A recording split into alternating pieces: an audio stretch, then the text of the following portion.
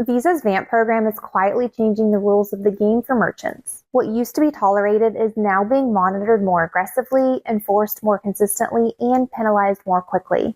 And as VAMP continues to evolve in 2026, it's important that merchants stay up to date with the latest changes and expectations. Let's dive in. Welcome to High Risk Merchant Accounts 101, the show that helps you navigate the world of high-risk payments. Today, we're breaking down the Visa Acquirer Monitoring Program, known as VAMP. We'll discuss what VAMP means for merchants going forward and why understanding it now can help you avoid fines or problems later on. To understand why VAMP matters, you first need to understand how Visa views risk. Chargebacks and fraud aren't just operational headaches, they're early warning signals.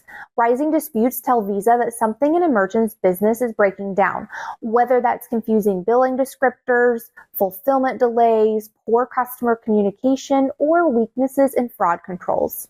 And from Visa's perspective, those issues don't just affect one business. They create risk for issuing banks, cardholders, and the broader payments ecosystem. That's why merchant account approval is never permanent. A MID that looks healthy today can become a problem tomorrow.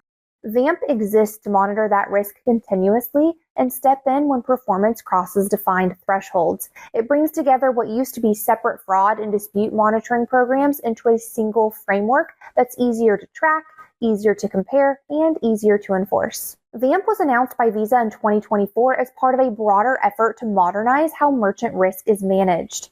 The program officially launched on April 1st, 2025. From April through September of that year, Visa treated VAMP as an advisory program, giving acquirers and merchants time to adjust. Enforcement for excessive tiers began on October 1st, 2025, and as the program moves through 2026, enforcement is becoming more consistent and more impactful across merchant portfolios. So how does VAMP actually measure merchant risk? One of the biggest changes is that chargebacks and fraud are evaluated together, not separately. Risk is measured using ratios and event counts, calculated monthly and monitored continuously. The thresholds matter. Early warning territory generally begins around 40 to 49 basis points, or roughly 0.40 to 0.49%. Standard monitoring starts around 50 to 69 basis points. Once a merchant reaches 70 basis points or higher, they're considered excessive. Merchants must exceed minimum dispute and fraud volumes before those ratios apply. But once they do, performance is watched closely. And for higher volume merchants, even modest ratios can translate into large dispute counts that draw attention. At the most severe level, high risk or merchant excessive thresholds typically fall between 150 and 220 basis points. And importantly, very high dispute counts can trigger action even if a ratio looks acceptable on paper. Once a merchant enters VAMP, the consequences escalate quickly. There can be per chargeback penalties, often around $50 per dispute.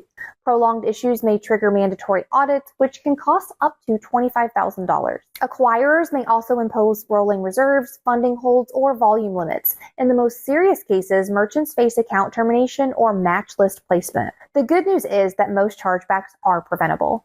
Clear billing descriptors, visible customer support, fair refund policies, and proactive communication go a long way. Pair those best practices with fraud tools like ABS and chargeback alerts, and you dramatically reduce your risk profile. An ounce of prevention is worth a pound of cure. Want to learn more about high-risk payment processing? Subscribe for more insights and check out SoarPay for high-risk payment solutions from the industry's leading provider. See you next time.